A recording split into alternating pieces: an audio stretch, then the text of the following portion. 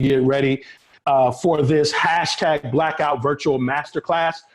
Just excited that all of you have taken the time on this wonderful Thursday afternoon to be part of this wonderful program. As you can tell, our amazing authors, speakers, and panelists are already here. But before we get started, the first thing I'd like everybody to do, if you're in near your chat, if you can let us know where you're from. We want to know exactly where you're from, so please represent. We want to know what state, we want to know what school.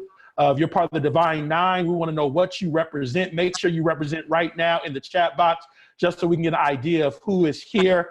I know some people are going to start going in there right now, but we want to know where you're at, where you're coming from. For those that may not know who I am, my name is Dr. Joshua Fredenberg.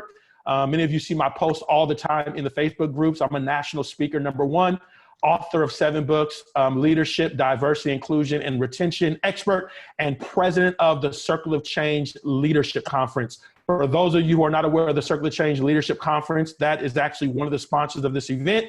And the Circle of Change Leadership Conference is a national conference that we host in New York and LA each year. And the whole purpose of the conference is to empower culturally diverse and first-generation students. #1, help them discover the leader from within. #2, develop the professional and leadership skills necessary to attain career leadership success. And then most importantly, to provide them with the inspiration, the confidence to go out there and leave their mark and make an impact in the world.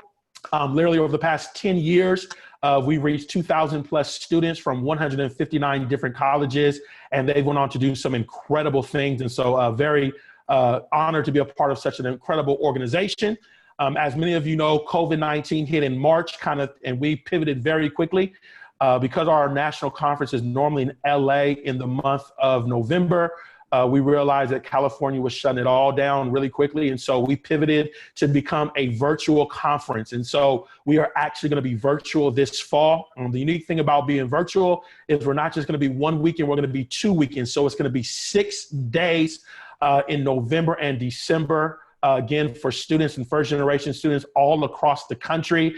We're going to have more keynote speakers. We're going to have panelists from top-tier organizations. We got empowerment breakout sessions. We have a lot of activities and interaction. And what I'm telling you, you've never seen a virtual conference like this, because what we're about to do is going to be very innovative and out the box.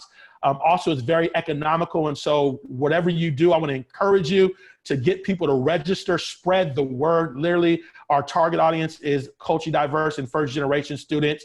If there's any time we need more mentorship and more empowerment to go out there and make an impact, I think it's now. So make sure you help us spread the word, get the word out there, because we want to make sure that this thing is packed out this upcoming fall. And again, it's very reasonable.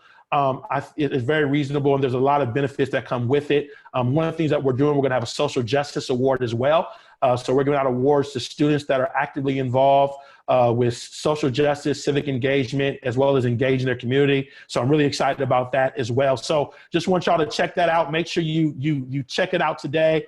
Again, and make sure you spread the word. If you've got some students, sign them up. I'm telling you, it's definitely worth their while. Without further ado, our next sponsor is Black Sap and our wonderful, incredible leader, Kiana Stone. So Kiana, you take it away. Represent.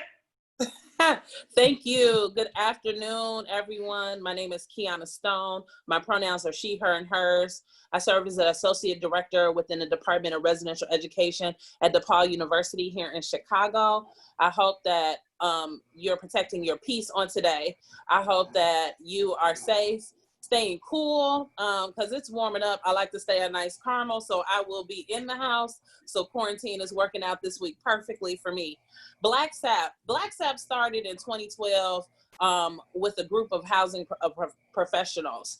At that time, I was serving on the leadership team for our Great Lakes Association of College and University Housing Officers, LCUHO, as the Contemporary Issues Chair for our first president of color, woman of color, let me specify, Lisa Ortiz. And her focus was looking at the recruitment and retention of Black professionals and professionals of color to the housing profession. And Black Sap came out of that, as there were 4 Black graduate students that wanted folks to know that they were here and that they were learning, leading, and serving.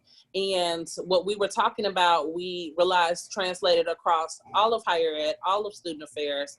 And now we have this platform where we can be found on Facebook, We have our Twitter handle, and we've created some mentoring programs and some other opportunities for virtual meetups and really professional development. Because as we know, we love our professional associations, but unfortunately, they sometimes cost money. And not all of us are blessed with professional development funds. And so this is another outlet and resource for folks to get mentored, to be supported, get the advice they need as we navigate what it means to be Black in the Ivory.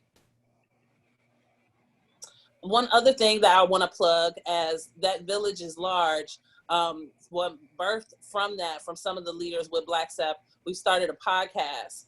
Myself, along with 6 other colleagues, we've recently launched a podcast, The Meeting After the Meeting. You can find us on all major podcast outlets. And so we would love your support. We would love for you to shoot us some questions to tackle. We recently just did our Sister Circle episode. And we have a new episode coming this Monday. So while you're enjoying your vacation, we hope that we can give you some time to tune in and check us out. Awesome. Thank you so much, Kiana. Make sure you support her. Make sure you support the podcast and all the wonderful things that Black SAP is doing, as well as being a leader in this book as well. So we're so excited now because we're getting ready to get into the discussion.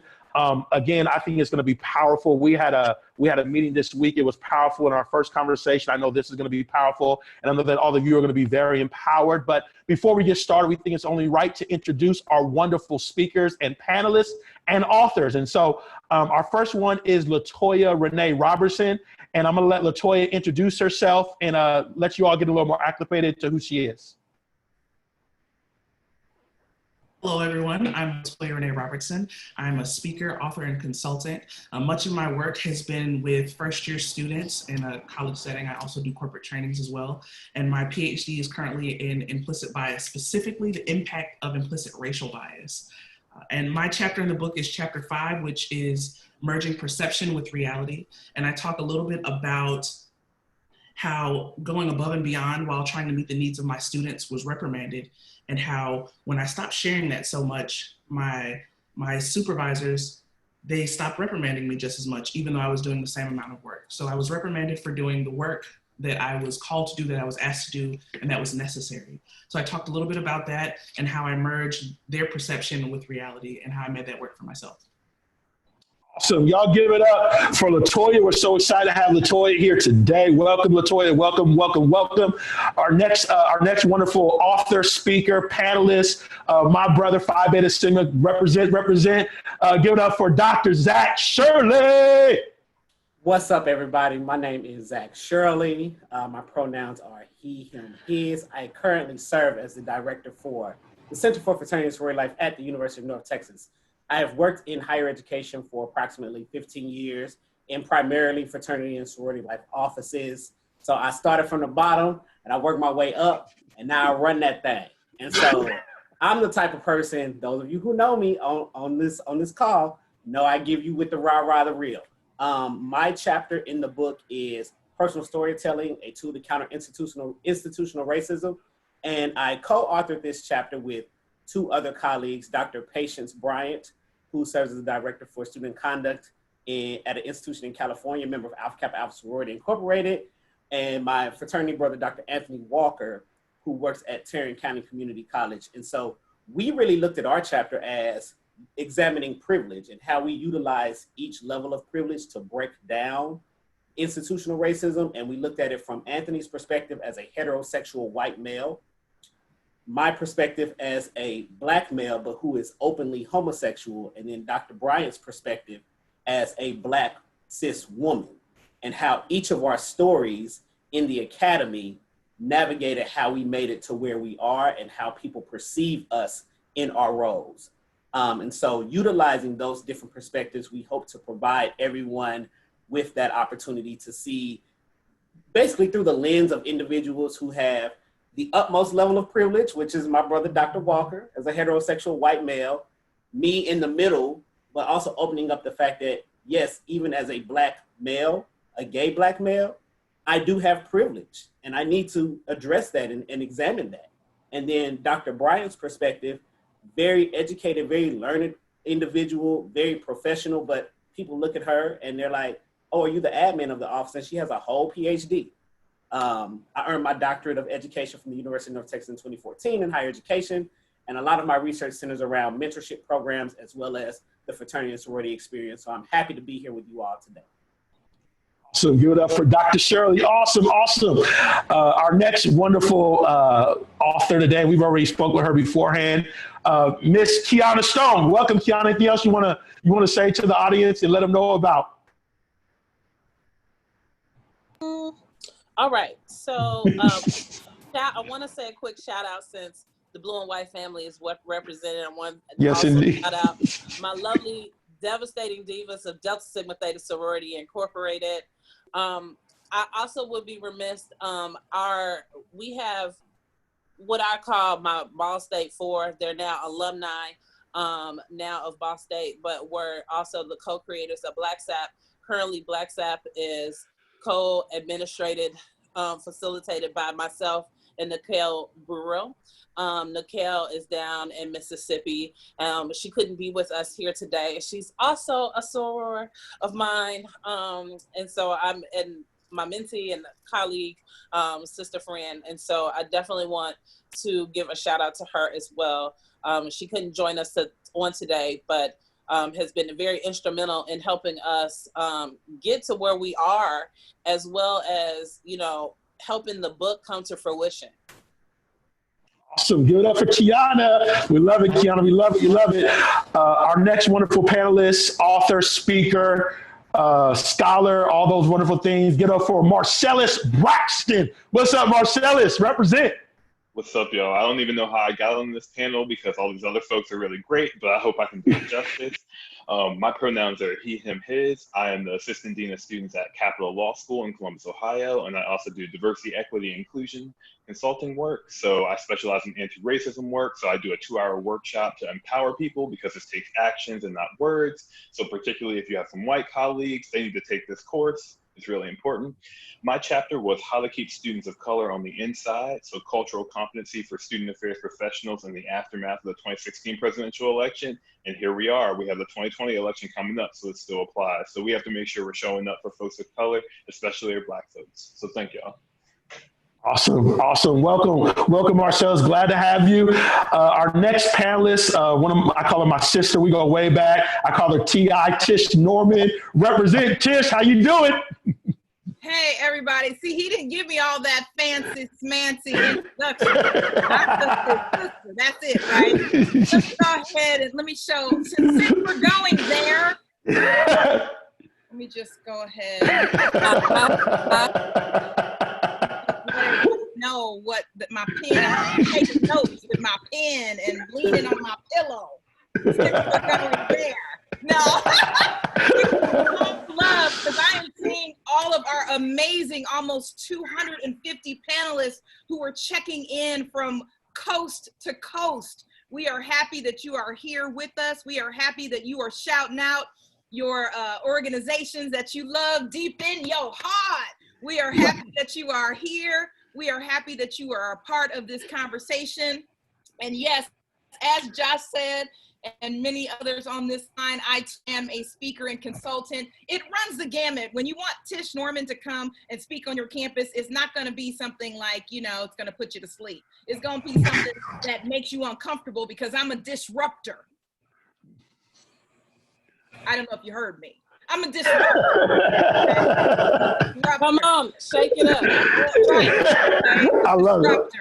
And so what we do as educators, as scholars, as activists, as active people in our respective organizations is we step up to the plate and we try to muster up that courage and that deep-seated commitment that it takes to speak up when other people would be silent. Because I think that Anna Julia Cooper said it best, and she's one of the sheroes in my scholarly studies that said, when and where I enter, the entire race enters with me. And so we're happy you're here. We're happy you're part of the conversation. And Josh, I want to thank you so much. My chapter, my book, as I'm getting ready to turn it back over to him, my chapter, my book. I took a bit of a different perspective, guys. All right. There are some people on this call who are campus-based professionals, and then there are those of us who are non-campus-based professionals still within that higher ed family. And so I chose to kind of jump in and take a perspective from the fraternity and sorority life community. That's one of the organizations that keeps me real busy on campuses. And I thought, hey, your advisor for a D9 organization is not always going to be Black. How do we increase our cultural competency, our intercultural competency, and our intra-cultural competency as it relates to being able to better manage and support the organizations that we advise? And so I am a doctoral pursuant in Pan-African Studies. I am ABD. Y'all say a prayer for me in your quiet hour, all right? I am ABD, so I am planning to join the rest of my esteemed colleagues here, pray God, in the next, 12 to 18 months. So happy to be here, Josh. Hey, Toya. Hey, Kiana. Hey, Allison. Shout out to the ladies on the call. Thank you so much, Chiz. Give it up for Chiz Norman. Represent. Our last author, without further ado, is Dr. Allison Smith. So amazing, so incredible. Dr. Smith, welcome. Take it away. Introduce yourself. It's on you. Hello, everyone. I am what Tish referred to as one of those non-campus-based professionals, but I was campus-based for the previous 9 years before 2018. My chapter is FUBU, the necessity of organic safe spaces for Black women higher education administrators, created for us, by us. And this was around the time, Solange came out with that nice CD that's still good ride music right now. But one of the things is that it will kind of spur my chapter is that we already know that traditional higher education is pretty white. We don't put the predominant white institutions, but I'm in the field of the health promotion, collegiate recovery side, which is even whiter than the traditional fields of higher education. So one, I wanted to kind of investigate for myself and other Black women who are not in racialized or ethnic centered jobs on PWI campuses. A lot of times we see Black women, they're in places like diversity, equity, inclusion, women's centers, African American Cultural Center, Black Student Union, those types of offices. But for me, I was a person who in 9 years on the campus never directly serviced a Black student. And so what makes women like me stay at those jobs? And I was curious because I was at the point of leaving. And so I wondered if there were other Black women out there like me, and that's how I got here. Awesome. We'll give it up for Dr. Smith. We're so excited to have you, so excited about all these authors, and y'all give a virtual chat and a virtual round of applause for all our wonderful authors and speakers and panelists. But we're not going to waste no time. We're getting ready to get right into it. I want to begin with this first question. As many of you know, as student affairs professionals, during this time, there's been a lot of variety of challenges that have happened for us on specific campuses, on how people respond to us, or just challenges in general, or not knowing how to respond to us and the challenge that we're facing as Blacks. And so the first question I want to ask my panel, and whoever wants to take it away, please feel free to go to work. The first question I want to know, what are the biggest challenges that people need to be aware of that we're facing right now within the workplace? And when I'm talking about Black student affairs professionals, what are some of the greatest challenges that we're facing right now? So whoever wants to chime in, take it away. Josh, I'll jump in. I'm sorry. Allison, you go ahead, sister. All right, so so I think one of the things is dismissiveness.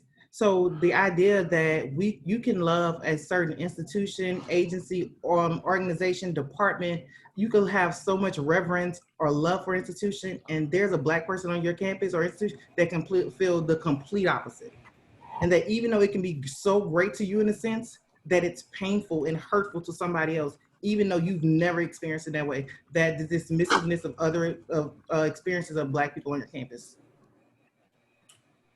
So I would to follow up behind Dr. Smith, and I mentioned this in our presidential town hall at the University of North Texas.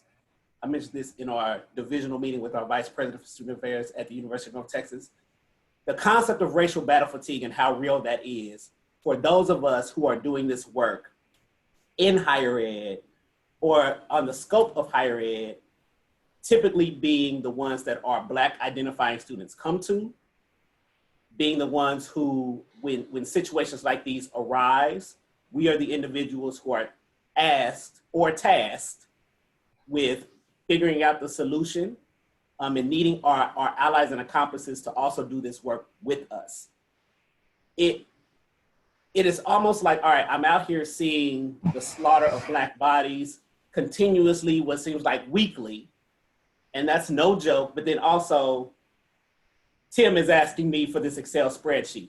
I don't really care about your Excel spreadsheet, Tim, because I'm living a life where I am seeing Black men, Black women, Black identifying individuals murdered. Our students are coming to us asking questions and needing guidance and feeling like their institution doesn't support them. And we also have to live our own personal lives. So I think that paying attention to the different layers that your staff and your colleagues are going through is very crucial to helping you understand this experience for us. That's awesome. What do you think, Marcellus? Yeah, I just want to follow Dr. Shirley, because I think the challenge we face is often representation, but also being brought to tables and being either the only one or one of few. But a lot of the problems that we're facing as Black professionals is that a lot of these tables are really toxic. And so if you're bringing us to a toxic table, what you're doing is you're harming us. And so just to tag on to what Dr. Shirley was saying, you can't just bring us to the table when there's a tragedy that happens, because you're telling us you don't really value us. You're telling us you aren't telling us you want to be proactive. You aren't telling us you care. So you're basically putting this insurmountable challenge in front of us and saying, address this as an individual for something that's been systemic for decades or even more than that. That's great. That's great. That's great. What's your thought, Tish? No, as Zach was talking, I think, you know, a way that a person feels welcome in your home is if you make them feel welcome in your home.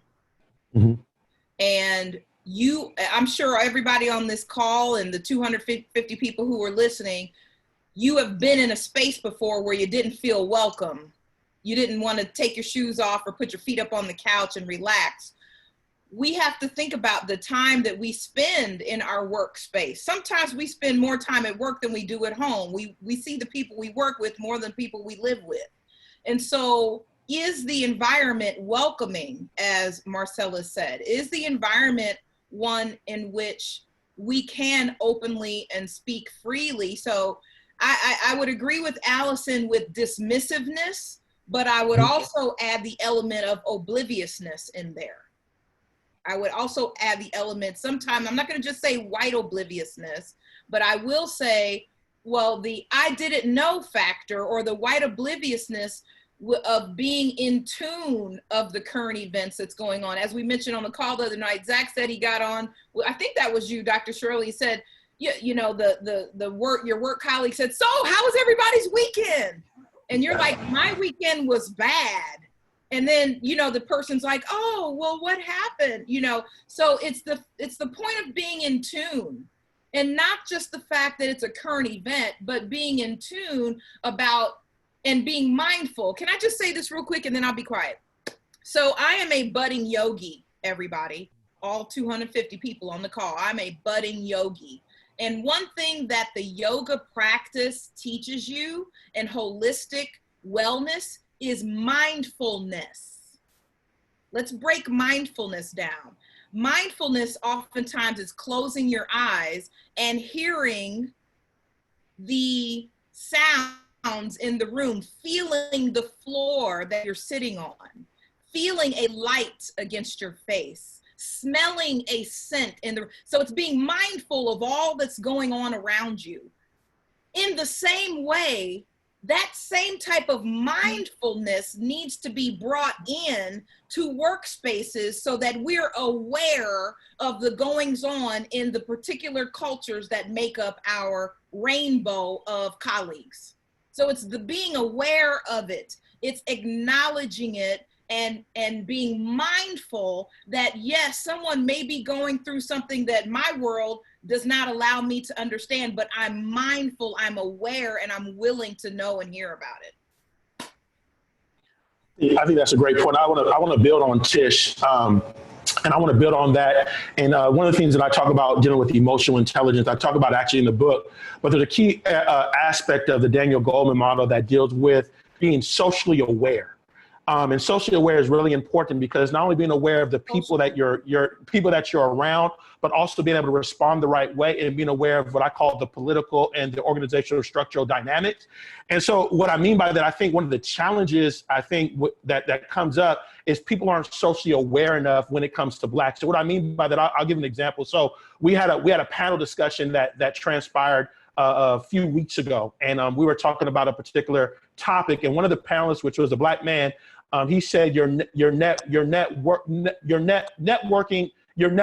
I forgot. He said your net worth is determined by your network. And there's another quote that he talked about. And there was another person. Actually, it was a person of color, by the way. And they were on the panel. And instead of building upon it, like I agree with what the Black man has said, but I want to build on what that person has said. Instead of being aware that if this person disagrees with them, they're actually putting that person down. The person actually said, I totally disagree with this person, what they're saying. And I think we got to go a little step farther in what we're saying.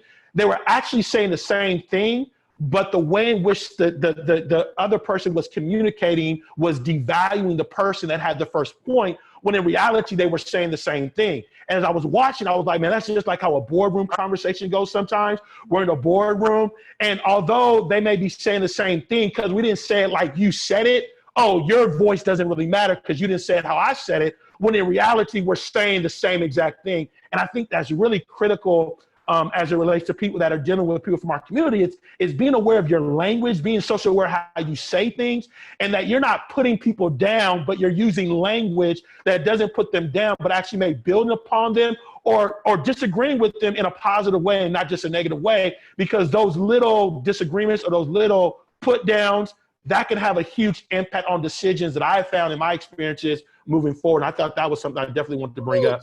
Josh, you must have read Terry Cruz's tweet this morning. Oh, you must have seen Mark Lamont Hill's commentary on Terry Crews. Like, here he goes again. I'm just saying, you don't have to undermine Blackness to substantiate its importance. Say that again. Say that one more time. One more time. Come on, T.I. Come on, T.I. Come on, T.I. Hey, you don't have to undermine Blackness in order to substantiate that it's important. You don't have to say all lives matter, but in order to remember Black Lives Matter. No, like, what do we see? Saying all lives matter is like going to your best friend's birthday party and saying, wait a minute, everybody, I know it's his birthday, but I have a birthday too. It's not your party. Tish, you might want to type that quote in the chat so everybody can have it. Look, I'm about to tweet it out right now. I'm about to tweet that out right now. So if you follow Black Sabbath, the Black Sabbath said, I'm about to tweet that out right now. Drop it in the chat. I want to move real quick. Yeah, drop it in the chat. I want to move to Latoya. Latoya, I know you had something to say about this. Latoya, take it away. I know you had something to say about the particular question. Well, so one of the things that I want to mention, so we talked about mindfulness, we talked about dismissiveness, we talked about all of those things in toxicity. But one of the things that the listeners need to keep in mind also is representation is on campus. So think about who are the accessible African Americans that are on campus, and then think about what does the student population look like as well. So if I'm working on a campus, there's 4,000 students, 2,000 of them are African American, but there are only 3 accessible African American staff members or faculty members. Those 2,000 students will typically gravitate towards those accessible staff members. So not only are they doing the work that they're doing, but they're doing additional work. So when I was a housing professional, I ran my building, which had about 400 students. But on top of those 400 students, I was at every after school event. I was at every probate. I was at every initiation, at every ball game. And all of those students, they came to me no matter what the situation was, even though it was outside of my purview. So you have to be mindful of that, because there is not only battle fatigue when national events happen, but there is actual fatigue just in everyday activities because there's lack of representation on campus. And being mindful of that, not just to roam the environment, but also what are the resources on campus and how are those resources being used or drained? Josh, Awesome. That's awesome. Josh, let me jump in Yeah. real quick on the back of that. So that was one of the things that came up for me as a person who did not do diversity-related work on campus. When you do diversity-related work on campus, there's a shield of protection that comes with. When these things happen, the universities expect to put their diversity units out front. But what if you're the person that students connect with, but you work in housing? You're not really expected to say anything. I didn't work with that, but because I was part of the Black Faculty and Staff Caucus, I worked on scholars programs for our Black students, things like that. They began to form relationships with me and they were looking for me. I didn't have that same type of shield that the people in the diversity office had because that's not the work that I was doing. So one, looking at those people in other positions who don't, and I'm not faculty, so I didn't have tenure or anything like that. So the risk that we take as student affairs professionals, putting ourselves out there when we're standing up for students, when it's would literally can impact the job that we have, which puts us in a place to be able to advocate for them in the first place. Great points. Great points. I want to move to the next question. Oh, someone has something to say? Did I miss someone? Nope. Okay. I want to move to this next question because, again, when you read the book, we not only talk about real challenges, but we also talk about real solutions. And we want to really focus on solutions and being solution focused as well. And so I want to first of all begin, with Blacks on different campuses. There's a variety of challenges that someone that listening right now is facing. Where, there's a lot of issues. There's a lot of things that we can talk about. What are some strategies or what are some things that you've heard others use to deal with these different challenges that we're all facing on different campuses and universities all across the country? Some I like to call it some practical things that we can walk away with that can help us to dismantle some of the stuff we may be facing right now. And I'm gonna go with you, Dr. Shirley. Take it away. I'll let you begin this process. What are some stuff that we can systematically do right now to begin to help ourselves position ourselves for more success, but also to dismantle the racism and the variety of other things that we're facing on college campuses as well? So, ironically, before this call, I had a phenomenal meeting, and all of my meetings with these individuals are phenomenal, but our Black Professionals Network at the University of North Texas. I am thankful to serve as the first vice president for the Black Professionals Network at UNT, and we have really galvanized that body in collaboration with our Black Faculty Network to work alongside our students to really start having conversations with cabinet members, with our university president, to be able to say, and also galvanizing our Black alumni network, because regardless, alumni are powerful and universities do not like bad press. So utilizing those bodies to be able to have conversations with individuals in administration to be able to say, these are the things that our students are going through, but these are also the things that our faculty, staff, and alumni are feeling. And so, I'm very thankful to that body.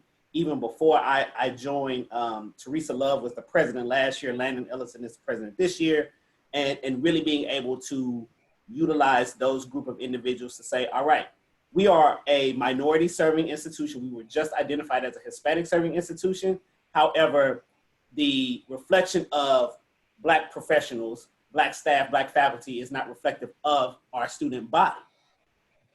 What are we going to do about that? And so I'm thankful for the fact that University of North Texas is allowing us to have these conversations, because I've worked at some institutions in the past where, all right, we've checked that box 10 years ago, but here we are in 2020, we're not talking about 2010. And I tell people all the time, don't go off of the past. Mm-hmm. We don't live there anymore. I've sold that building, baby. That building has been sold. So I don't need to worry about what happened 10 years ago, because that's under new management. Let's talk about here today.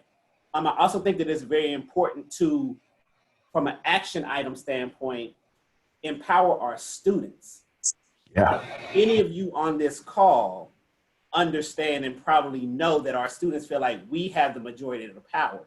They are the powerful ones. But it is on us as the professionals and the mentors to mold them to be able to have these conversations and make this actionable change, and also help them understand that the changes that you want to see may not happen in your 2 years remaining, but you can do something for the people who come after you. That is servant leadership. Right. And so if we get out of the mindset of, all right, this conversation I'm having now may not improve my current situation, but 5 years from now, another Black professional, another Black faculty member, another Black student has an improved environment, I have done my work. That's great. That's great. This, Josh, Because there's a question Yeah. that might actually pertain to the question that you just posed from Andreas. Let's say you want to make that step in the direction for solutions. Let's say you want to incite the conversation, but your campus, your PWI campus, does not have a diversity, equity, and inclusion office. Great. I don't know about anybody else on this call, but I grew up going to a church sometimes that would have a tent revival. Come on now with the tent revival. In a tent. So you may not have that diversity, equity, inclusion office, right? But can the work still go forth if you don't have something established? Maybe that's something that, you know, Andreas posed there with that question. What do you do if your campus doesn't have an office? And I think that that's good, because that's something that, you know, should be brought up to leadership to make space for that, because then you can create committees within your student affairs division or working with your other offices and campus partners. I think often, and Allison reminded me of this a little bit, of looking at our housing and res life folks, right? We are generalists, we are magic, but we can't do it all. And folks look to us all to do that often, but be in community. And I think that somebody said, Deanna said, nope, we tired.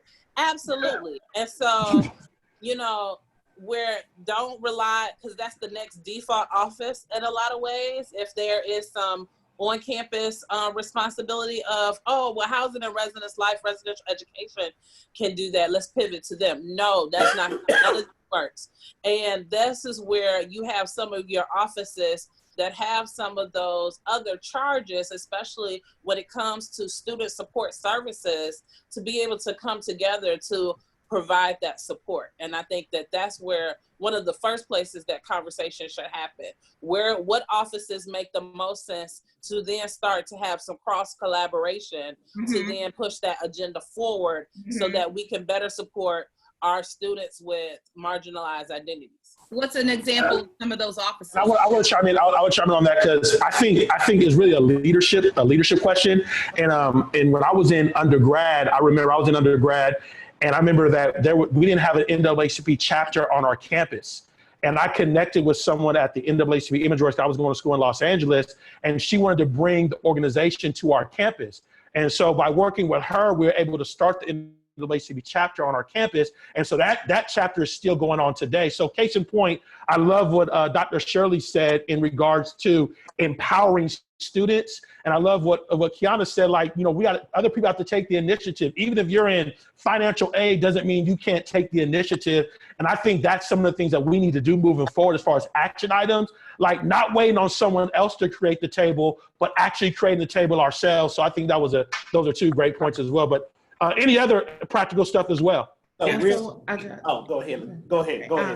one of the other things, if you don't have a DEI office, one of the things you can do, because one, we know that takes time and resources for the institution to commit to that.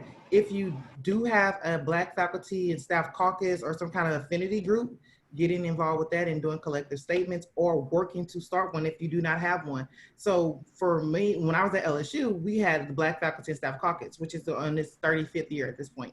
But one of the things it allows for a collective voice without singling out any individuals. So I'm in Baton Rouge. And so when the shooting of Alton Sterling happened, the university statement was very different from the Black faculty and staff caucus statement. Those types of things, and it pushed the leadership statement further, and then it brought additional conversations.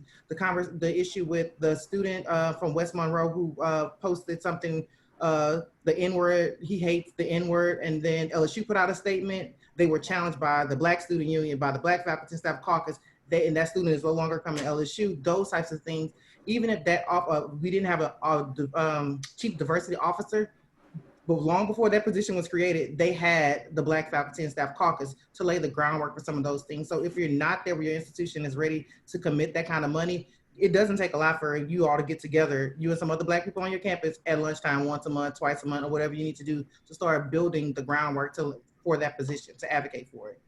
And on top of that, what Dr. Allison said was, when you ask the question, take a moment and listen. So don't come to the table automatically with solutions, because what I've seen a lot happen on campuses is people who are not of color or not Black, when they step to the table, they already have their idea of what a solution is in mind. And when people say exactly what they need to create a solution, they say, no, I think you need this instead. Well, no, I asked for apples, don't give me oranges. So when you ask the question, listen, process that, and then act on it. But don't come to the table with solutions or pushing the solutions that were brought by the people who need the solution. Don't push that out of the way. So, Dr. Shirley, yeah, I'll start with you. Yeah. We got a question from Nadine in the Q&A. What are some recommendations to support students taking part in Instagram campaigns, for example, Black at Insert College? University of North Texas just went through that like 3 weeks ago. If you look up hashtag Black at UNT, you'll see all of that. And so around that time was when we've had a number of our Black identifying student organizations release a list of demands for the university, and requiring, demanding, whatever adjective we want to use, our president to defund the police, create a standalone multicultural center, provide equity, diversity, and inclusion training for students, faculty, and staff, a number of different demands. And so, Nadine, what I would tell you is, when we assumed the role as the executive board for the Black Professionals Network, automatically we were hit with these student concerns, these student demands, and we're like, y'all, what do we do? And so my advice on how you support those students is, number one, empower them and let them know that their message is important. Because there are going to be people who try to detract from that message. But help them understand that you got to keep at it. And if you have concerns, let your concerns be known. Number two, as I stated earlier, be very realistic with them that what you want to see as demands may not manifest themselves in the time that you are an undergraduate student at this institution. Helping them be very realistic about the fact that change is not instantaneous. But it takes an amount of time to make any type of change. So for instance, they want a standalone multicultural center. Great. That's one of the things that our president said is coming. But it takes time to build a building. Right. It takes time to fund a building. You made this demand in June, you're not going to see it in December. And COVID is still very real. So like Tisha Cameron Martin said, she's still here. COVID is still here. So COVID ain't going nowhere no time soon. Rona is here. Number three is understanding the fact that there needs to be a certain type of messaging that you put out and be consistent. Everybody needs to be on the same page. So the thing about us being advisors is that we advise. But the important thing about us advising our students, Nadine, and everybody else is the fact that we have to be the ones to help them keep that consistent messaging. They may be all up here. We gotta zone it down right here for them and keep them focused on that. Yeah. And encouragement as well. Yeah. Absolutely. Helping them also navigate, before I forget, helping them understand what the student code of conduct says. Because there may be verbiage in that code of conduct that hinders them from speaking a message. So what I mean by that is, a number of student code of conduct says, if a university official requests a meeting with you after so many times if you deny the meeting, then it's a violation of the code of conduct. I've had students in the past say, we're not gonna meet with anybody. Well, y'all, it says here in the code of conduct, if you don't meet with the president of the university, that could be a conduct violation. Are you ready for that? And then number three, well, no, I'm not on number three, probably on number 5, helping them identify other movements that have occurred previous to theirs. Sure. So Syracuse University, University of Cincinnati, Mizzou, all of those institutions and more have documented movements on social media and on the internet that students can look to for advice and guidance. They don't need to recreate the wheel. It's already out there. Sure. That's great. I know Marcellus has something to say. Marcellus, what do you want to say? I know you have something to say. Oh yeah, I just wanted to give some practical steps for our Black supervisors and just supervisors in general. So I think when we're talking about practical steps, we got to be prepared as supervisors to address and call out and disrupt these isms and protect each other. because I'm a supervisor and I view that as a privilege. So I say as a supervisor, I'm a gatekeeper. So I feel like I have to protect the Black folks I supervise and keep out the people who are going to present harm to them. So for instance, when someone tries to increase their labor without paying them, I can step in and disrupt that and say, no, that's not what they're going to do. When they need someone to stand up for them, I can stand up for them, or advocate for them, I got to be there. Or when they try to gaslight that person I supervise, I have to step in and affirm their feelings. So I think there's a lot we can do as we step into that supervisory role to make sure that we're helping out Black folks in addition. So I just wanted to jump in with that. It's awesome. And I wanted, there's a few things I wanted to say, and then we'll get to that question that Latoya just brought up. I think really quickly, if we're going to create change, I think it has to be courageous people. Again, I know we're courageous, but I mean, putting something on the line, that's what I want to say. But I think in being courageous, I think we need to be unified, because I think at some point when people are courageous, you not only need people on the bottom that are connected, but you need leadership, you need vice presidents, and you need people in power positions that are going to be willing to have your back behind closed doors. One of the concepts they talk about is sponsors, but we not only need people on a lower level. I'm not being negative in that sense, but people that are building their way up to the higher tier.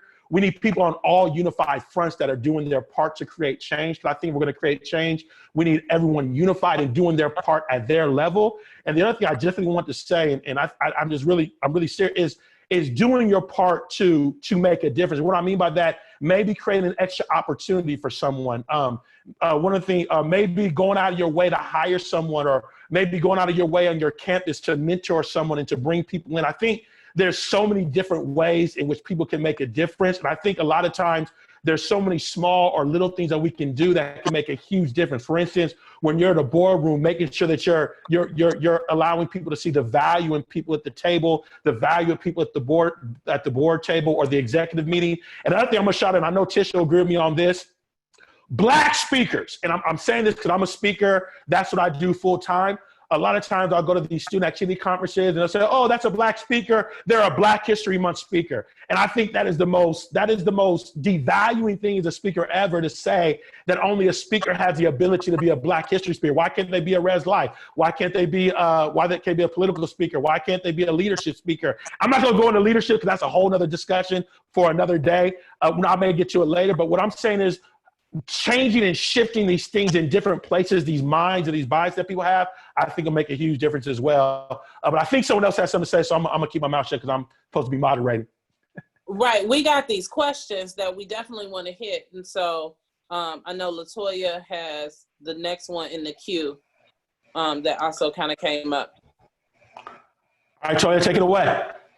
I'm trying to get back to the question. So the question is, I am the sole person in our pseudo diversity, equity, and inclusion office. I'm at a PWI and I'm a cisgender white woman. In all of our faculty and staff, we have 3 Black, Indigenous, people of color. I'm coming to the table with no solutions. How can I better serve my students? I'll jump in. One of the things is advocate for resources to hire or to make that particular hire staff for the office. If it's a pseudo office, I think right now is the time to leverage everything currently that's going on and to make institutions put their money where their mouth is. If they say they put out these nice, pretty cute statements that we believe all of this, all these things, now it's time to put your money where your mouth is. One, we need to be sure that we're supporting our students and our staff and our faculty of color, but also inviting the 3 Black, Indigenous, people of color that you have, inviting them to the table to make sure that they're part of the conversation. If they have not been formally extended an invitation to participate, I would probably make that my first step to, 1, figure out what are their needs, because otherwise you're just shooting in the dark at this point. It's a great point. Anybody else want to chime in on that question? No, Real quick. Allison hit that on the head. John Maxwell talks often about everything rises and falls with leadership. So choosing those opportunities to shoot your shot will be important, and being able to spotlight your team and having those intentional conversations are definitely going to be key. That's great. We're going to take a quick commercial break. We're not going nowhere. The commercial break is just to bring you some updates. Don't go nowhere. We'll just bring you updates real quick as I put it on the PowerPoint. Stay with me, everyone. So again, I don't think questions have been a problem. Everybody's been asking questions. So continue to bring your questions. But I want to remind you all about the book. Each of us are authors behind the book, which is #Blackout. You can go online right now, #blackout.com, and you can order a copy today. I encourage you not only to get a copy for yourself, but I encourage you to buy one for someone in your organization, within your office, on your campus. I think it's just really essential so that people can begin to build their insight and understand the challenges and also see solutions to the challenges as well. In addition to that, as we said earlier, we're getting ready to do the Circle of Change Virtual Leadership Conference. So if you didn't hear about it earlier, we're doing it this fall. It's for culturally diverse and first generation students. Tish is actually one of our MCs and speakers. So make sure that you spread the word. Make sure you let people know about it. The next thing I want to make you aware of is the meeting after the meeting. This is by Kiana and her crew. They're doing the podcast platform. So make sure that you're aware of that. Make sure you're tuning in. Make sure you're supporting. They have some incredible people there. And I've had a chance to hear a little bit. It's amazing. So make sure you check it out if you haven't already. This is a big thing. I'm doing called a RED Leadership Survey. RED stands for Retention, Engagement, and Development of Culturally Diverse Millennials and Gen Z.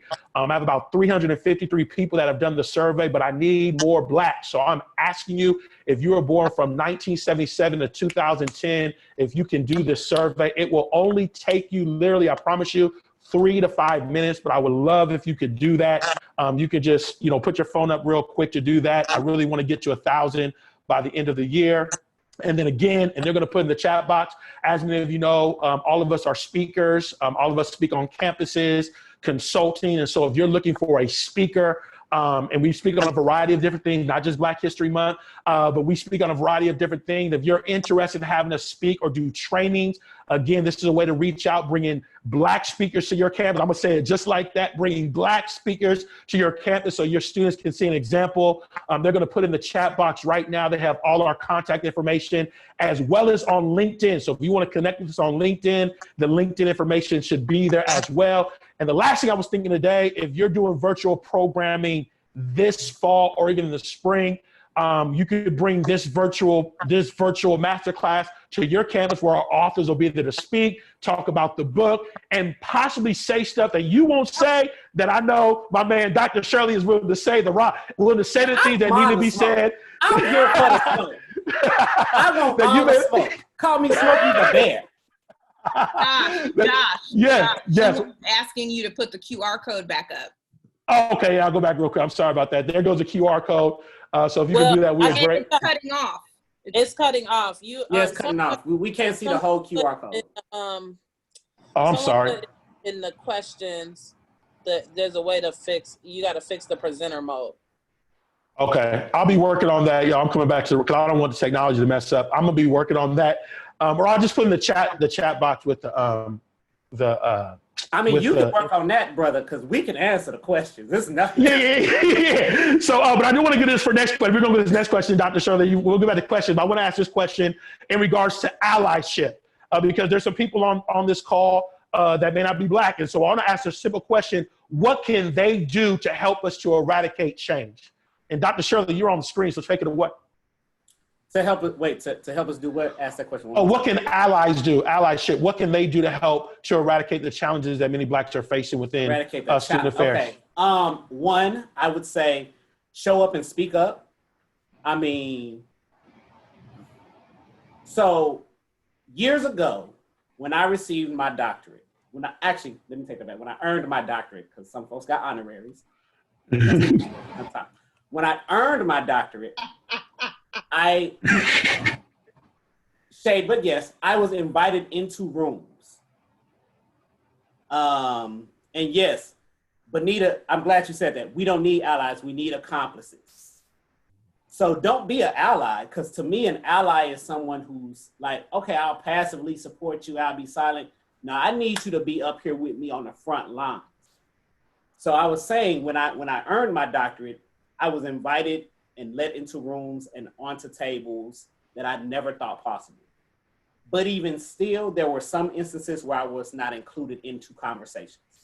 I had those accomplices, my white accomplices, who said, no, Dr. Shirley is an expert on this. Or no, Dr. Shirley probably knows better what we need to do than any of us white folks around this room.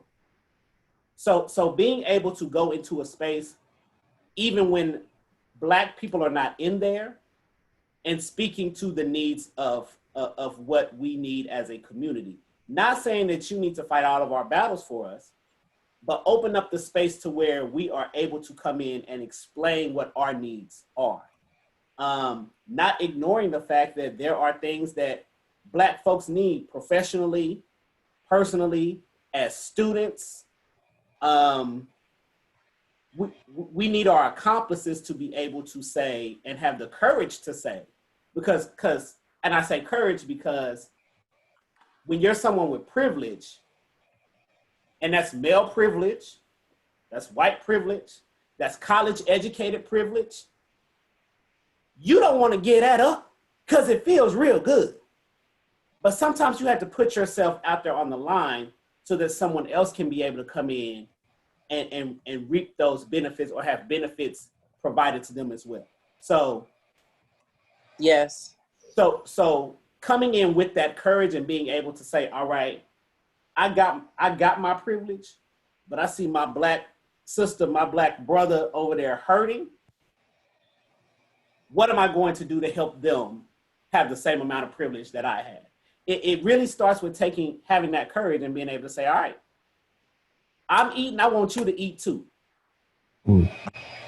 That's great. That's great. I think Marcellus has something to say. Yeah, I just want to tag on to that real quick. So whether you use ally or accomplish, you have to think about what type of ally or accomplice you want to be. So we need people to think about social justice. We don't need people to be allies to a person. We don't need you to be an ally to a group. We need you to be an ally to these issues, to these isms, to the racism, the sexism, the homophobia. We need people to care about the system and dismantling it.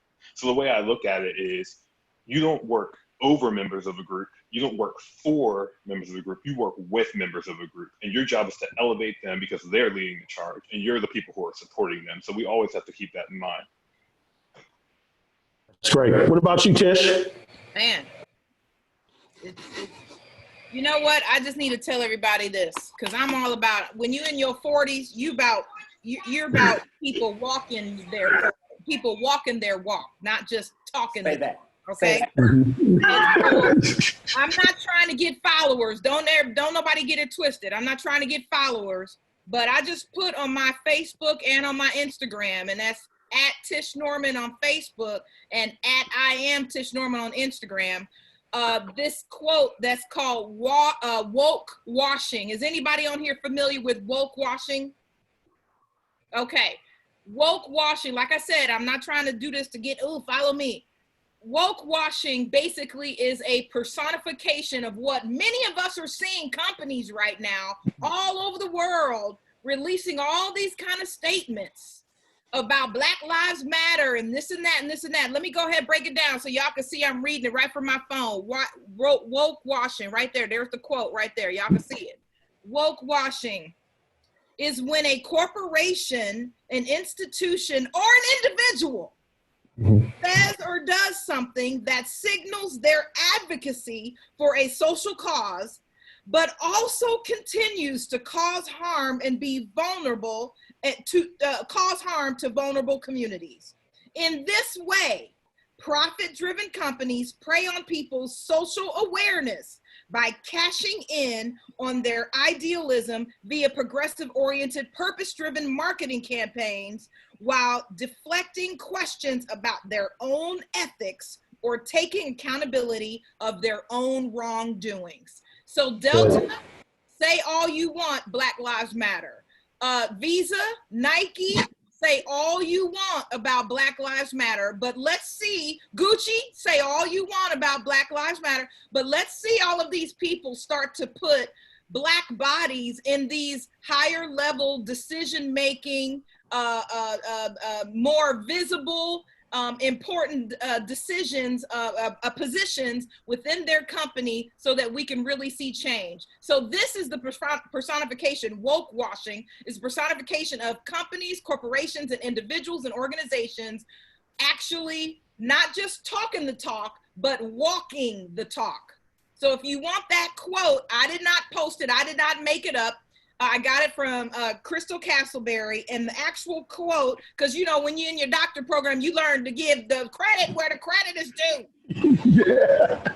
And so this is is from the from the Slow Factory Foundation. So if you all want to look up woke washing, it's so important because we can tear down monuments.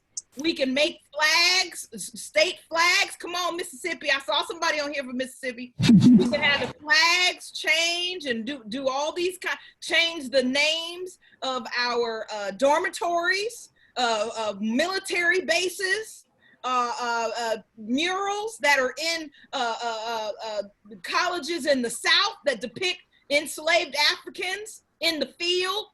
Okay, I went to college in Kentucky. The Kentucky State song talks about how the darkies were warm and gay. No, we weren't warm and gay. We was mad as hell. We wasn't happy. And we still mad as hell. We still mad, exactly. So let's talk about actually walking the talk. And so, Shirley, you brought up a good comment about the courage. That can be translated into asserting yourself in those situations, asserting yourself and having the courage to stand up and assert yourself, even if you're sweating under the arms, because you're that passionate, right, Kiana? You're that passionate about what you're saying, but it takes that kind of, at that moment, it takes that kind of assertiveness and courage to speak up and say those things where, if you are the only, I saw a professional say they're one of 3 Black professionals on their campus. Oh gosh, I couldn't imagine. But it's those times that we have to say, I'm looking at the bigger picture and I'm gonna call these people who say that they are Black Lives Matter or that they are for equity, inclusion, access, and diversity, DEI&A. Let's go ahead and put your money where your mouth is. I don't even know if I answered your question, Josh. I'm ready to go. Yeah, go, Kiana. Go. You go. It's on you. Two things. Because it's nothing more exhausting that takes the air out of the room when a situation has happened and the meeting is over, and then you hear the person who had power to be an ally say, oh, I guess I should have said something, huh? Or I have had to bring it to your attention. And then the next time happens and you didn't do action. You said that you were going to do better. And then here we are in the next meeting. That should have been at the top of the agenda. And you missed that moment. Or there was no follow-up email. Like, I shouldn't have to instruct you on what to do if you're taking that moment to serve as an ally, because you're worried about what capital you may lose by bringing something up or bringing something forward or addressing something that needs to be addressed. And we have not forgot about Brianna. I just want to put that out there. So they'll take that. I want to say something else. I want to jump on what you said, Kiana. I want to continue to build on what you just already started. I think it's our frat brother, Dr. Shirley from Kent State University. I think I saw one of his posts today. I believe in 125 years, he was the first Black VP ever at that university. I mean, let that sink in. Over 100 years, the first Black VP ever. I mean, I want y'all to let that sink in for 100+ years, the first Black VP ever in 2020. Just let that sink in real quick.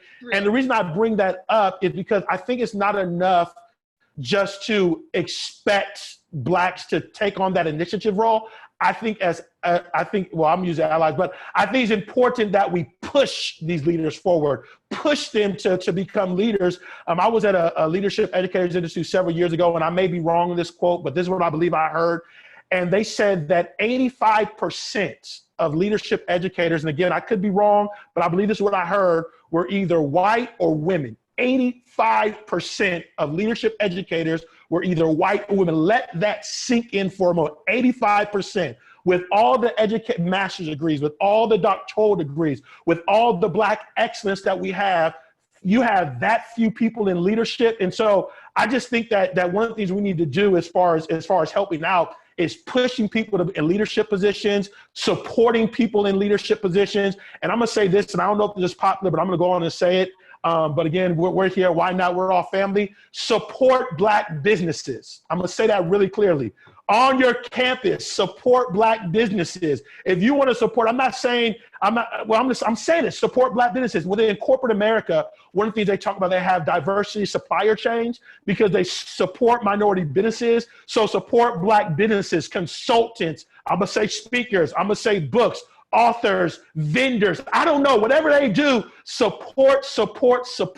I think that's a huge impact as well. And I think that's a way that we can help our community as well. I'm gonna get off my soapbox. I don't know if anyone else wants to chime in, but I just had to say that because it was all.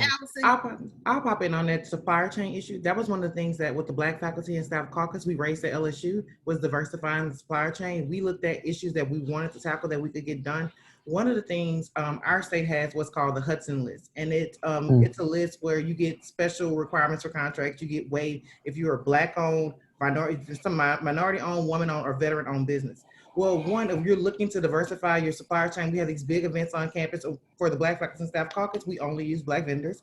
But one, encouraging the local Black business chamber, those folks, helping them get registered in your state system. We literally walk with Black business owners in our city who do great work. They just were not in the state system. So literally it took us 20, 30 minutes to help get them set up in the system. Well, now they're eligible for state contracts that they had no idea about, that like all kinds of special requirements for bids and all that kind of thing were waiver, where normally you would need a bid, but you could spend up to $10,000 with them with no bid. So like, if you order promotional items, everybody has those same items they get. Why not get one from a Black vendor? They're getting the exact same items. Help those get registered in your campus's supply chain. That way you all on your campus, when you have budgets, when you're having programming, you can pick diverse suppliers on your own campus. Oh yeah, I love it. Let me just jump in real quick. Everybody on the call, red and yellow, black and white, they are precious in his sight. That's the song I learned as a child. Jesus loves the little children, all the children of the world. So it doesn't matter your color, right? So whatever color is on this call right now, you can go to Facebook, to Josh's point that he just brought up, Dr. Fredenberg. You can follow Blackout Week, July 1st through 7th, 2020. That's the name of the page on Facebook. Somebody can put that in the chat too.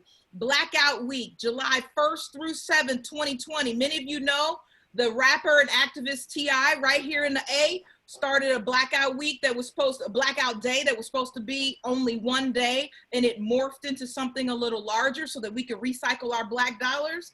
There is a fantastic group. This group is actually even reincarnating the Green Book.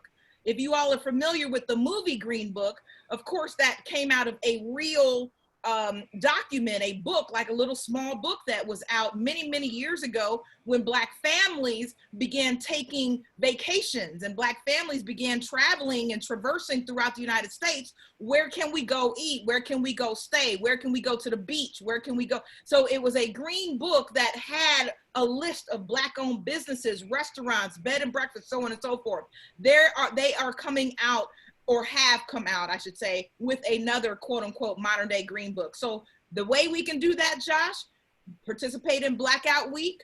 My car right now is at a Black mechanic, okay? So, there are ways that we can continue to support our communities with our dollars so that other people can see the trillions and trillions of dollars that circulate throughout the Black community can stay in our community. All right, I'm done.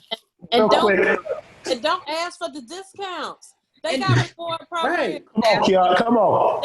Don't ask for the hookup. They got real quick. I'm gonna cut you off. Sign up for those. That's right. But pay them what they're due. Pay them what they're due. That's right. Ooh, that's a good one. I can talk about that. They know you broke, so we will work with you. We will work with your budgets. But don't come in asking for the discounts. Come in showing this is what I got. What can you do for me? If you can't do it for me, we know people. We can refer you on to the next person whose price point they can meet you. That's great. That's great. Real quick, I'm going to move to Marcellus because I know Marcellus had said there's been some questions we wanted to talk about, and we are seeing your questions. Keep posting your questions. I think Dr. Shirley already said we're going to have a part 2. We're not ending yet, but we're going to have a part 2, y'all, and we're going to answer all these questions. So if you have more questions, put them in there through our Zoom account. We can save all the questions. We can come back for a part 2, and answer, because there's a lot of questions in there, but I know Marcellus wanted to answer one specifically. So Marcellus, take it away. Okay, put me on the spot a little bit, but yeah. So the question we have is, what advice do you have for a new professional who wants to enact change at their institution, but feels silenced or not in a position of power to enact true change? And I feel like that's an important one that we should probably just talk about. And so I think the number one thing for everybody is use your institution's words against them. So we all have this D&I statement that you see putting around, like they might not do anything about it, but you need to bring that up and say, hey, this is the statement that you put out there, and this applies to the entire institution. And so what you're doing is you're not trying to reinvent the wheel. What you're trying to do is do what the school says they're going to do. The other thing I think is find the people with influence and make sure you're partnering with them on programs and making sure that you're tagging them in, because you can go to an institution and with a couple weeks, you'll find out the people who have the influence, the people who will listen to them. And the other thing I say for new professionals is you might have limited time that you're going to be in that room where you get to actually voice your ideas. So make sure you have a specific plan, specific ideas, and also have a goal and a timeline too. Because the one thing that happens in higher ed all the time is if you don't have a timeline for when something's going to happen, it's going to be pushed off and pushed off and pushed off. So you need to say, here's the plan, here's the idea, here's what we're going to get to, and here's when we're going to get there. So I think that might be helpful. And so I wanted to know if any of my panelists also had some thoughts on that. I do, because this recently came up. We have, and some of this has come from because of COVID. And so my staffers had a lot of questions, and, you know, this is unprecedented times and this times of uncertainty, you know, but I told my staff is that right now, something I didn't do a lot when I was in an entry-level position as a younger housing professional. I wasn't attending the staff council meetings. I wasn't always taking advantage of the town hall meetings. And so our institution recently has had an increase. They have their general schedule, but because of everything that's been going on, we've had some increases, you know, where the money people have attended, are at present at staff council, where our last staff council meeting, the president was at, because we realize that that stuff affects us, but it's so far up, we feel like it doesn't affect us. And to be better equipped with the types of questions to ask, and those are perfect moments for you in your entry level, you know, young professional or platform to be able to get in front of those who matter, because sometimes it's not your director. Sometimes it's not your AVP, but how often are you would have an audience with the board of trustees or, you know, the CFO or the president of the university or the provost, like the folks who at the end of the day, those are the folks whose opinion is going to move the needle. And so making sure that you're positioning yourself to be in those spaces.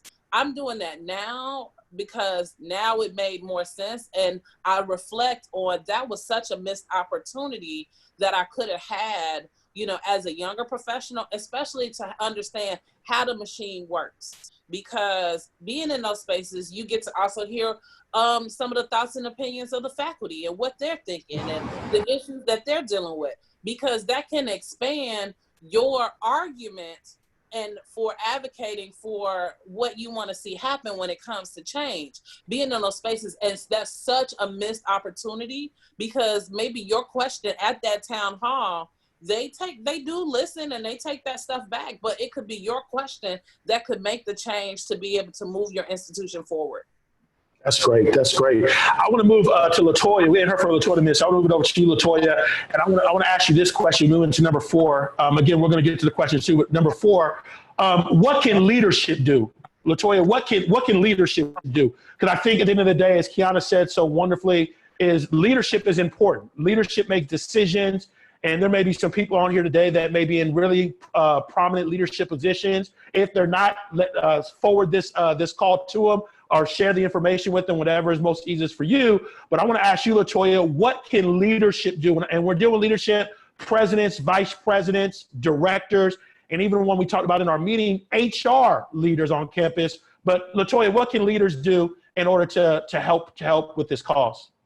So first, when taking action, don't just take performative action. So first, commit to making change, commit to being the difference. So first, that starts with being in the room with the people who have the complaints, wherever you see those challenges or issues, asking a question and You've been a leader so long, you may forget how to do this, but let go for a moment. And for that moment, be the follower, because in that moment, you're not the expert in that moment. So getting the information, asking your audience, what do they need? Then making actionable steps with a timeline. So don't just say, hey, you know, that's a great idea, we should make those changes, and then do performative things, painting Black Lives Matter on the sidewalk when students are saying, hey, we need more funding, we want to have these activities. Why aren't our residence halls being fixed in the area where there are mostly students of color? Or we have complaints against this faculty member who has been saying problematic things. The performance is cute, but you need to listen to what students are saying and listen to them, because they're paying your salary. Quite literally, they're paying your salary. Without those students, you are irrelevant. Also listening to your staff, your faculty and staff, who are bringing those things as well. So for that moment, understanding that you are not the expert in the room, and soliciting those who are experts and taking the action that they suggest. So for that moment, understanding that a leader, they're not always the person who is taking that charge. Your part in that moment is asking the question and sitting back and listening. And don't get offended. It's not about you in that moment. It's about the students who are there speaking to you. It's about your faculty, your staff of color that's speaking to you. It's about them in that moment. It's not about you. Don't make them feel guilty or even have to console you in the process of your emotions, often referred to as white tears. Don't make them have to console you in that moment, again, because it's not about you. So first, taking the moment to listen, making actionable plans, and then letting someone else take charge, because in that moment, you are then the follower. That's great. That's great. Tish, I know you had something to say as well. I don't know if y'all ready. I don't know. You ready? Well, come on, Dr. Shirley, let it know. We ready. Come on, Tiana. I want it all. This what I'm gonna say. Hold on. In February, I gave a talk at National Greek Leadership Association. I want to say this real quick, Josh.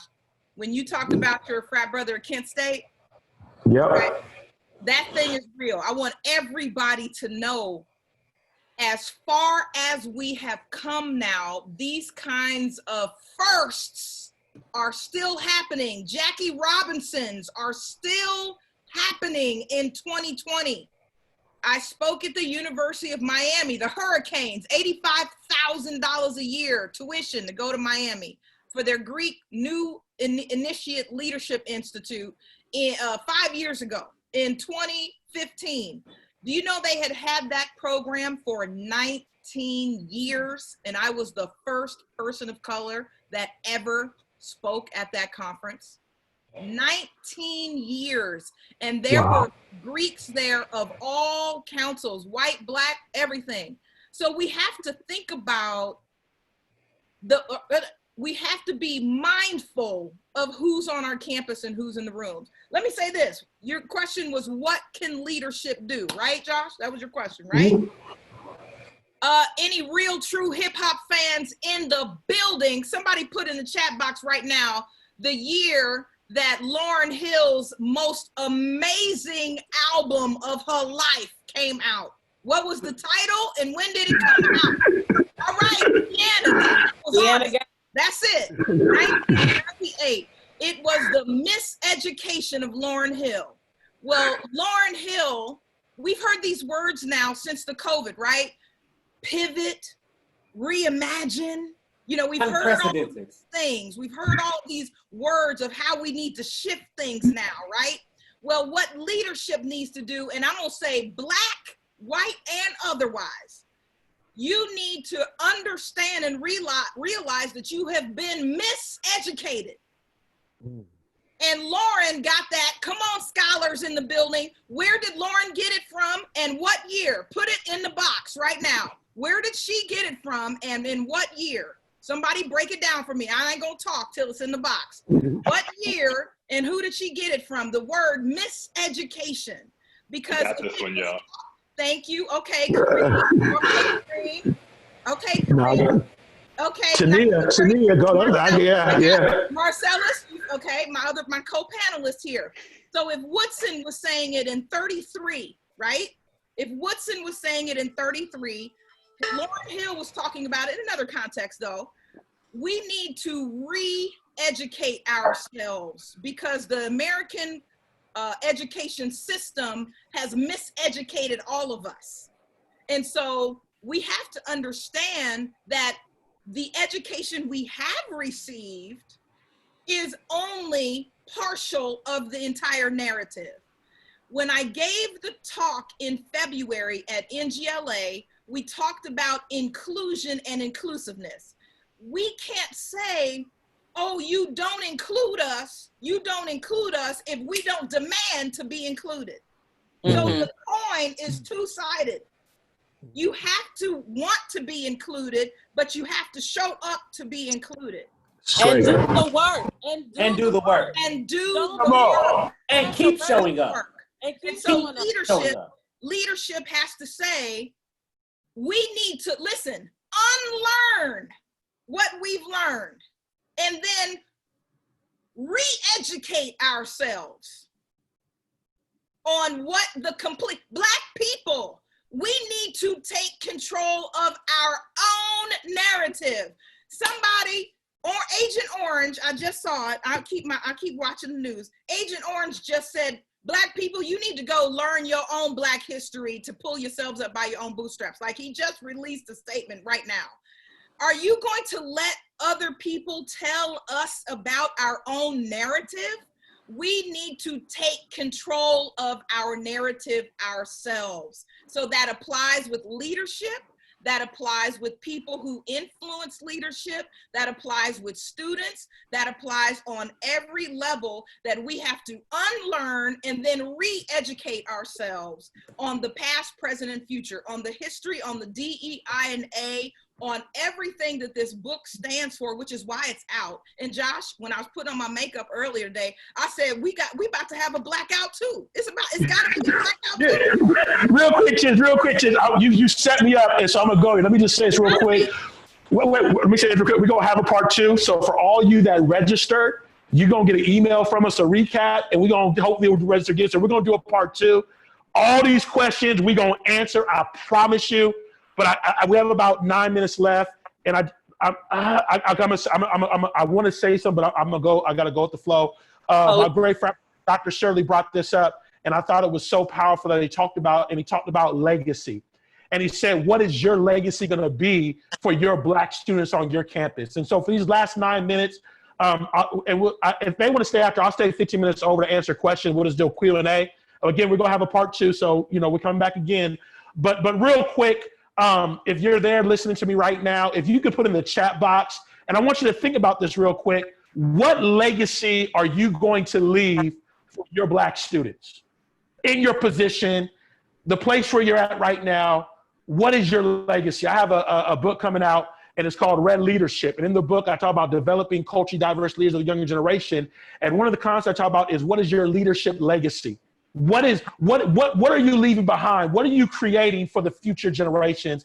And I want you to think about that, because the goal again with this is not just to talk and not just to dialogue, but it's to keep us accountable. It's to keep us pushing forward, because there's so many students, there's so many professionals that we have to take our part and do our part to make an impact. And so I'm gonna start with you, Allison, and we'll start going down the line about your legacy. But for those that are watching right now, if you can just tell us what your legacy is, what is it that you plan to leave? And I'm gonna start with Allison. She can share her legacy. We'll go all the way across on my screen, and then we're gonna answer questions afterwards as well. So I'm gonna start with you, Allison. What's your legacy? Okay, so Josh threw me on the spot, but I'm going to tie one of the questions into my answer. It was about, as an entry-level or mid-level professional, how do you advocate for equitable salaries for Black staff and faculty successfully? I'm a little green in higher ed, so I need real action steps, because I just went through part of this. One is I want to make space for other black people, but beyond me, I'm the only Black person who ever been in my particular role, things like that. And I'm the only Black person when I walk into a lot of rooms. So I work at our Board of Regents for the state, and I work on substance use prevention for our state. One of the things is, when we hear about the opioid crisis, we only hear about white people's stories highlighted.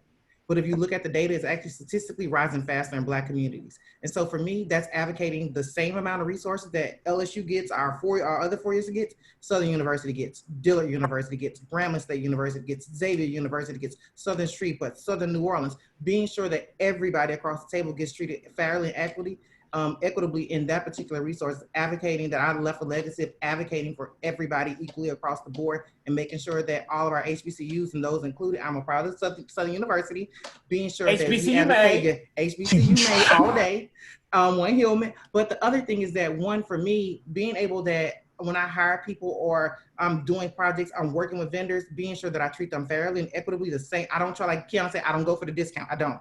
When I have money to pay speakers and things like that, I'm paying you. So if I ever call you, please answer. So one of those things is that the question about salary, if you're at a public institution, look up those salaries. They are public documents.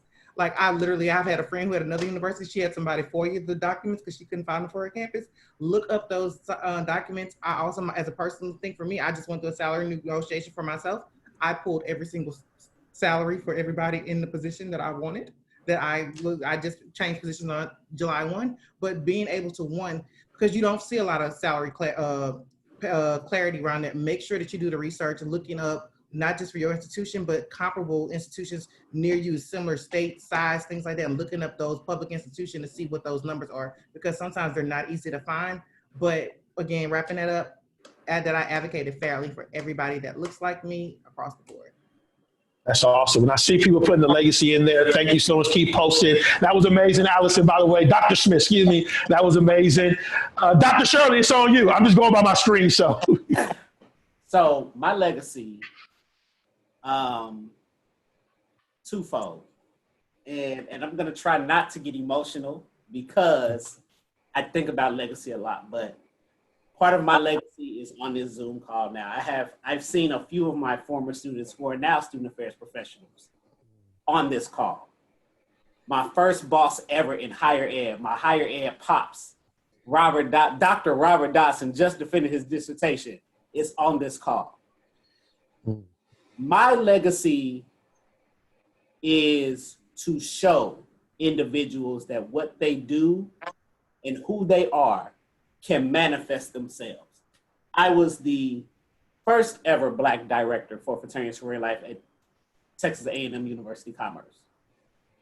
The first ever Black director for Fraternity and Sorority Life at the University of Cincinnati.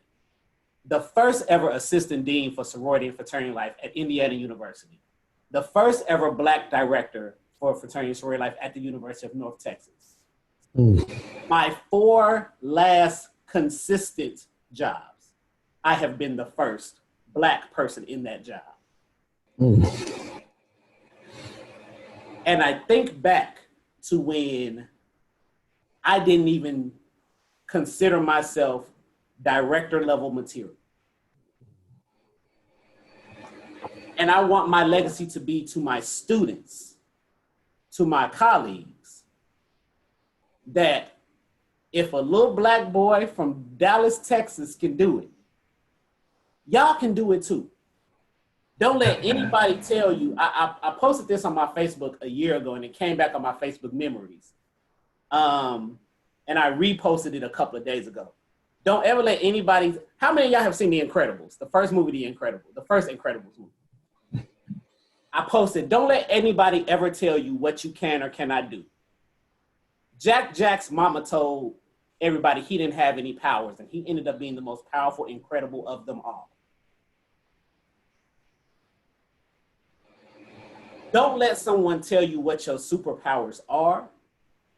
Have the courage to know for yourself what your powers are. Who knew that a little Black boy from Dallas, Texas was going to be an assistant dean at Indiana University over one of the largest fraternity and sorority life communities in the nation?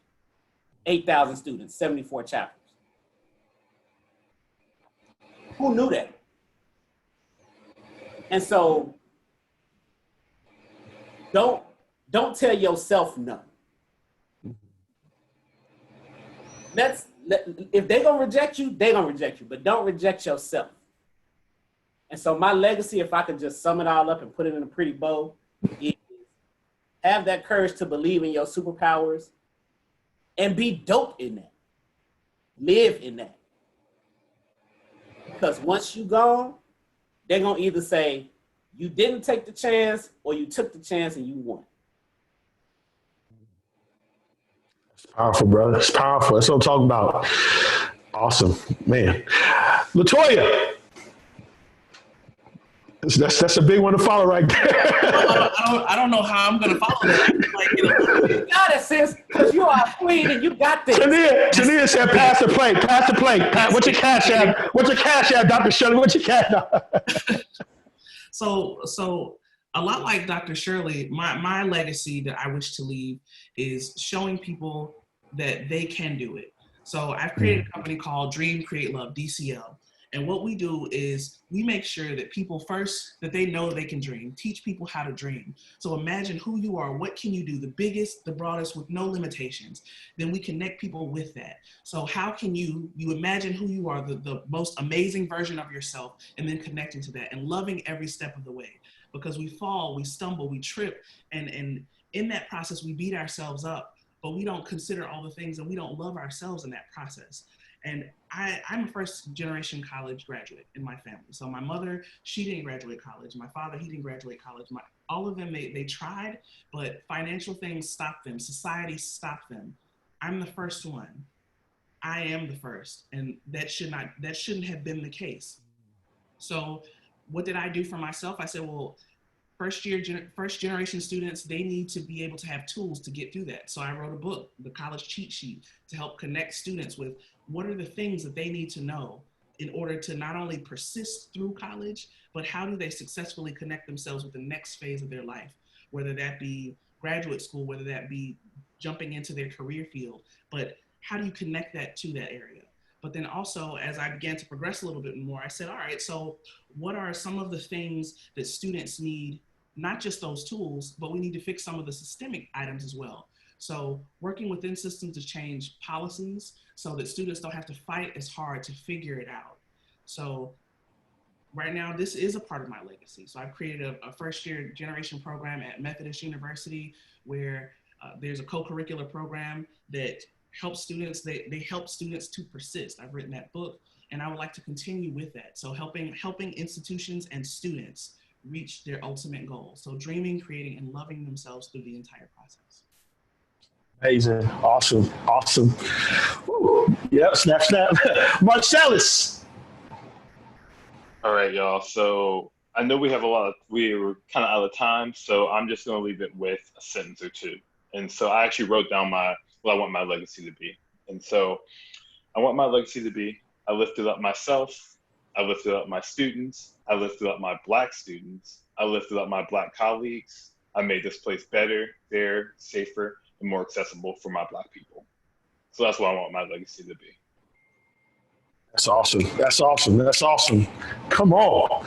T.I. I'm just thankful. I'm thankful to just be a little fly on the wall in the room, and that you all are an extension of my village. Zach, the doors of the church, you done opened them up. I just want you to know.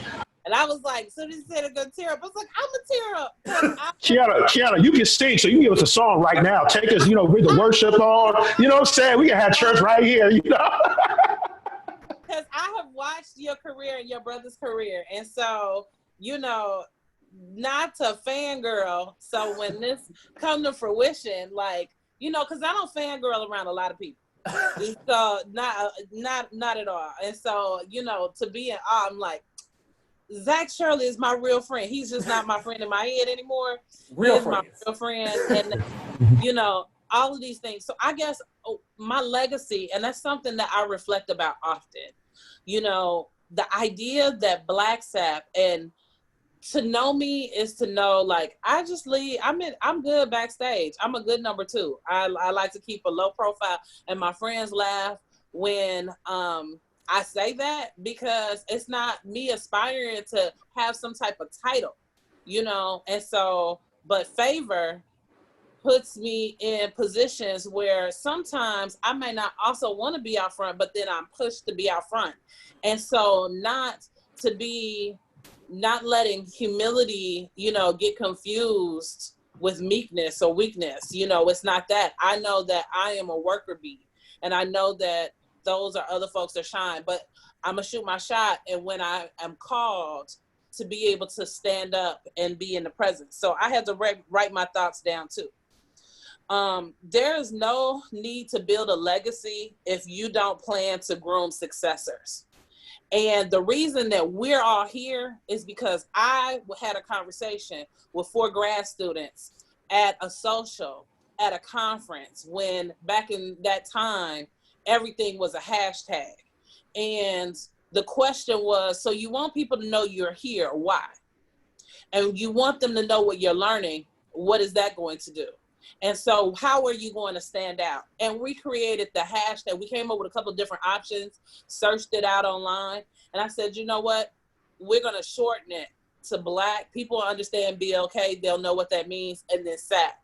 And to know that it has evolved into unifying Black voices, to go into a student affairs space, to shut it down for a day, to then be the catalyst to move forward, to create a book, to then create this space that we are still cycling, helping people. Like, I know I am that person to be a connector, and that is my legacy, to make sure that I am being a connector and also helping groom successors, because it may not be me always in this space forever. Making sure that people that you pull up, because you can't pull up everybody, but you need to be pulling people with you, that they're trained, equipped, and ready. Because there's no point in advocating for Black voices to be at the table if you are not trained, equipped, and ready. I am all about, because I'm a hiring manager, I'm a recruiter, but I'm going to hire the best person for the job. And I would love for that person to be a Black, Indigenous person of color, or a Black person to be in that space, but I need you to be ready. And so what can I do to pour into you to make sure that you're ready and that you're able and that you're willing to do the job and not just be with a title, because we aspire to be so many of the who's who, because we can name them, right? And we know those names that easily roll off our tongues. But then what are you going to do with it? What are you going to do with it once you're in the seat? Be better than me. That is my legacy. I make a lot of mistakes every day, all the time, and I try to live honestly. I try to own them when I can. I try to, okay, I got popped on the hand, own it. Like, let's do it. I may not always have it together, but I'm striving every day to be great. And using that as the example of, I might not be great every day, but hopefully when you leave my presence, when you leave, that chapter closes on our relationship, that I left you with something that's going to carry you on into your next amazing. Don't just wish, but do. And so knowing that from my examples, that you're just not wishing. With my village right now, we're talking about, okay, we do a lot of ministry stuff for free. Black SAP, nobody's paying us, but y'all definitely treat me in the care like it's our full-time job up in our gym. And we appreciate it. It is a 24/7 everyday kind of job. But then how are we moving this forward? Where are some lucrative opportunities, maybe not only for our own pockets, but then how to be able to push some other people forward? And from the sales of this book, we're going to be able to pay for someone's membership. We're going to be able to pay for someone's conference so that they can have that experience to be trained, equipped, and ready when they are able to be called upon to be able to interview and get the job. And learn from your mistakes, like learning from my mistakes and following in my path. Like those who follow me and that are around me are in that space, that you're paying attention, you're lifting me up, you're paying attention when I stumble, because those are learning moments, and I'm sharing those as well. And so that's what I hope to do with my legacy, that I am setting it up in a way that it's constantly grooming successors to be able to pay it forward.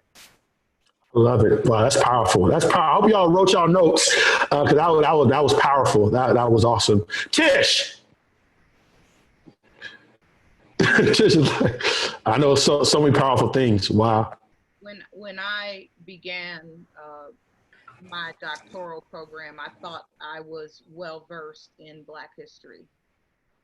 I was, as a Black woman, a budding scholar, I was embarrassed by the vast depth and breadth of Black history that I did not know when I thought I was already well versed in it. And so I am quite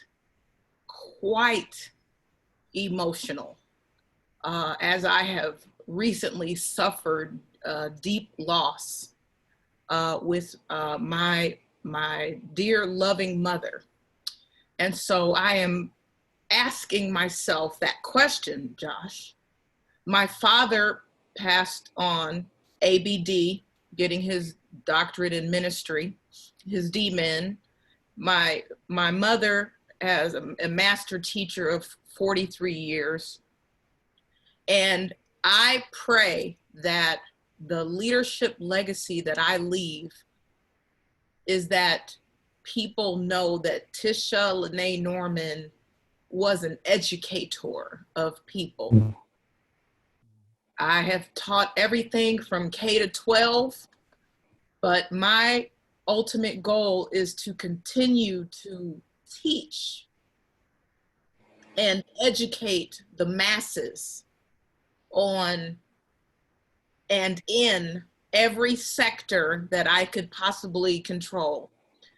The amalgamation of Blackness, Black culture, Black history and tradition, the amalgamation of education, liberal arts, and the amalgamation of pride and self-assuredness is the intersection, the amalgamation of where I would want my career and my life's work to personify. And so if I can pull from both of my parents who were educators and speakers and changers and information imparters, if that's a word, I would say I want my leadership legacy to be known as one who didn't just walk in a room, but one that entered a room. To be one that took pride in their appearance, their language, their persona, their conversation, and the message that hopefully left you better than when you were before you met me. So it is a quote that I made up years ago, and I'll end it with this. I am going to do something in this lifetime that had I never been born, it would have never happened. And so I would want that leadership legacy to be imparted into those that I come in contact with. And I pray God continues to allow me to speak in front of the masses to continue to get these kinds of leadership legacy opportunities out there to the world. You know I love you, Josh, and everybody on this call, y'all all my first cousins right now. I don't know if y'all. I'm gonna get ready to close out and I'm gonna give my thoughts, but I did want to say this, Tish, and I want to say it now because I don't want to forget it. For those who know me, I also do preaching, but I just got a word and I have to share with you now. But I see you consulting presidents. You said you've done all education, but I see you consulting presidents and executives in high places. And I just want you to know that there's some doors in I hear corporations and major organizations. I even see nonprofits. I see nonprofits. There's some major doors, some nonprofits with some profile leaders that you're going to consult. And so I don't know if you started doing your consulting yet, if you even started the blueprint, but I literally see nonprofits and I see you consulting on a higher level. And I just want to share that with you before I go forward. So I want to share that with you. Yeah, they keep saying nonprofit. I keep hearing that. But as I get ready to close, first of all, this was an amazing session. It was just amazing. There's so many things that I could say, but there's so many things in my life. But I think when I look back on my life, there's been moments where I was ready to give up. There's been moments where I was able to throw in the towel. There's been moments where I questioned myself. And to be honest with you, the motivation wasn't the money. The motivation wasn't a title. The motivation wasn't a position. The motivation was that there's something in me to give to other people to help them get where they have to go. And so every day I wake up, no matter what I have, no matter what success I have, no matter how much money I have, at the end of the day, what matters most is what am I doing to impact other people? My motivation is people. My motivation is to empower people. My motivation is to lift people up. When I'm in the bed, I don't feel like getting up on a plane, it's people. When I don't feel like giving a speech, it's people. And to bring it all together, I did a popular story in the Bible. It's called the book of Joshua, and which is my name. And the name is Yeshua, one who brings the salvation. But if you read the story, you'll find that Joshua took the children of Israel into the promised land.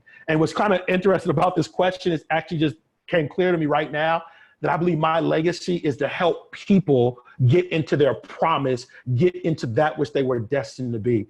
And so that's what excites me, to see people reaching their fullest potential and to see people reaching their destiny. And I'm just excited about this because not only do we have incredible people, not only do we have incredible authors, but I just think this is a powerful session.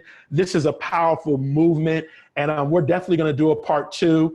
We're definitely going to answer all these questions in the chat. We'll be able to have the chats as well. We want to thank y'all all so much for supporting. Again, most importantly, support BlackSap. Support the Facebook. Make Kiana can create a nonprofit organization so she can get more money and more dollars and all that good stuff. Support everyone on the phone call. Support all the authors. And also support the people on your campus. You know, support your Black students, support your Black people, support the people where you're at. And I just believe with all my heart that we come from a great ancestry. And I often tell people, don't forget where you came from, because what we have come from, I mean, we've come from so much stuff. We've always risen. So whatever you got to know, if you ever feel doubt, go back to your history, go back to your ancestry, go back to where you came from. And if they came through it, that same blood is alive in you and enable you to do it as well. So I want to thank you all so much. It was an honor. It was a pleasure. We'll be back for part 2. Check your emails. Hopefully everybody agrees to do that. We'll be back for part 2. There will be a recording as well if you want to share. I want to thank everyone again. Thank everyone so much. You all were awesome. And again, we'll be back for part 2, and we'll answer your questions, all these questions in part 2 as well. Thank y'all so much. And it was awesome, y'all. I'm out. Yes, thank you. Thank you, everyone. Blackout week. Thank you all. Yes, definitely follow BlackSap on Twitter as well. We definitely want to get our Twitter followers up. And then shout out to Nikhil. Nikhil has been also answering questions within the BlackSap group. We're going to be working to answer, admit people, because we know that a lot of people who may not have known about BlackSap are requesting. And so answer all the questions that we ask. Otherwise, you won't get in. Follow directions. Train, equip, rise up. All right. Love you. Ready.